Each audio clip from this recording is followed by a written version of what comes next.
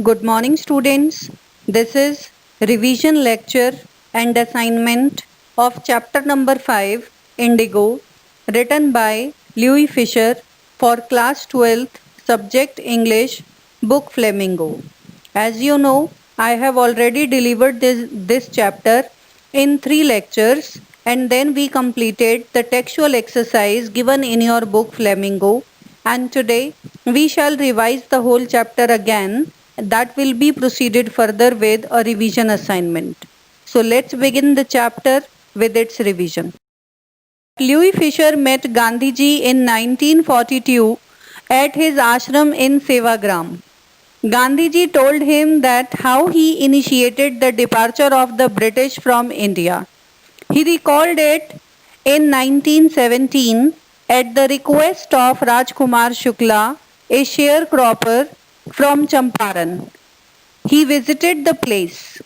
Gandhi had gone to Lucknow to attend the annual meeting of Indian National Congress in the year 1916, and Shukla told him that he had come from Champaran to seek his help in order to safeguard the interests of the sharecroppers. Gandhi told him that he was busy, so Shukla accompanied Gandhiji to various places till he consented to visit Champaran. His firm decision impressed Gandhiji, and he promised him that he would definitely visit Calcutta at a particular date, and then Shukla could come and take him along to Champaran. Shukla met him at Calcutta and they took a train to Patna. Gandhiji went to lawyer Rajendra Prasad and he could not find him there. In order to grab complete knowledge of the situation, he wanted to see him. As he could not find him, so he decided to go to Muzaffarpur and he reached there on April 15, 1917. He was welcomed by Professor J.B. Kriplani and his students at the station. Gandhiji was surprised to see the immense support for an advocate of home rule like him. He also met some lawyers who were already handling cases of sharecroppers. As per the contract, 15% of the peasants' land holding was to be reserved for cultivation of indigo, the crop of which was given to the landlord as rent. This system was very oppressive. Gandhi wanted to help the sharecroppers now. Now we will recapitulate lecture number 2, in which I taught you the cancellation of 15% arrangement or the agreement between the British and the poor peasants of Champaran.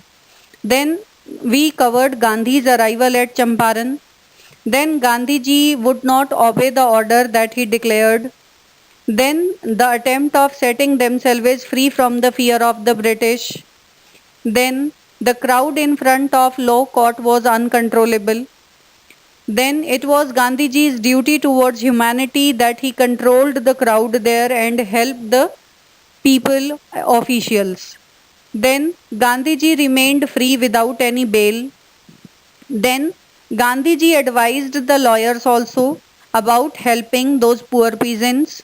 And then Gandhi's peaceful protest had won.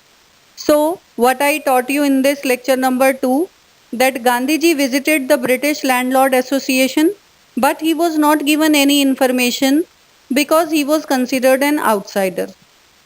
He then went to the Commissioner of Tirhut Division, who threatened Gandhi and asked him to leave Tirhut. Instead of returning, he went to Motihari. Here he started gathering complete information about the indigo contract, and he was accompanied by many lawyers. Then one day, as he was on his way to meet a peasant who was maltreated by the indigo planters, he was stopped by a police superintendent's messenger who served him a notice asking him to leave. Gandhi received the notice but disobeyed the order. A case was filed against him. Many lawyers came to advise him, but when he stressed, they all joined his struggle and even consented to go to jail in order to help the poor peasants. On the day of trial, A large crowd gathered near the court and it became impossible to handle them. Gandhiji helped the officials to control the crowd. Gandhi gave the statement that he was not a lawbreaker, but he disobeyed so that he could help those poor peasants. He was granted bail and later on the case against him was dropped. Gandhi and his associates started gathering all sorts of informations related to indigo contract and its misuse.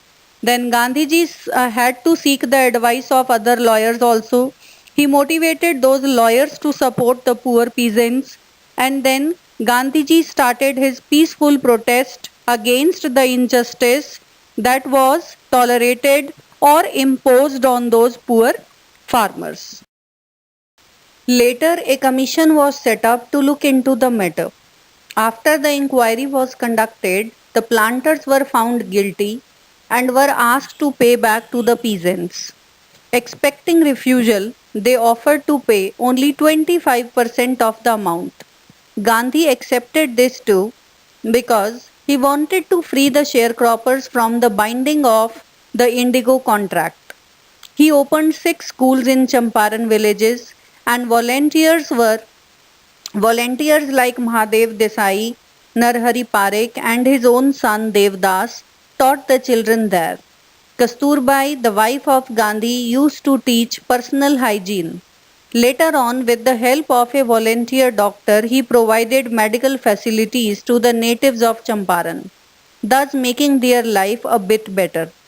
A peacemaker, Andrews, wanted to volunteer at Champaran Ashram, but Gandhi refused as he wanted Indians to learn the lesson of self reliance. So, they would not depend on others.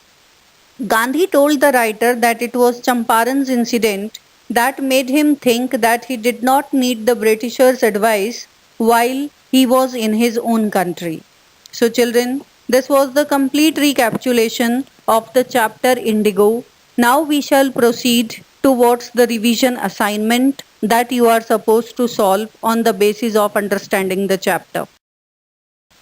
So children, now you can see a revision assignment based on this revision lecture on the screen, in which you are given 8 questions to answer in 30 to 40 words each, and there are 2 questions, that is question number 9 and 10, to be answered in 120 to 150 words each. So start answering these questions. I'll be giving you the solution of this assignment by tomorrow in my next lecture. By the time you are supposed to solve this assignment honestly, and then you'll be matching your answers with the uploaded ones, and then you'll rectify the errors.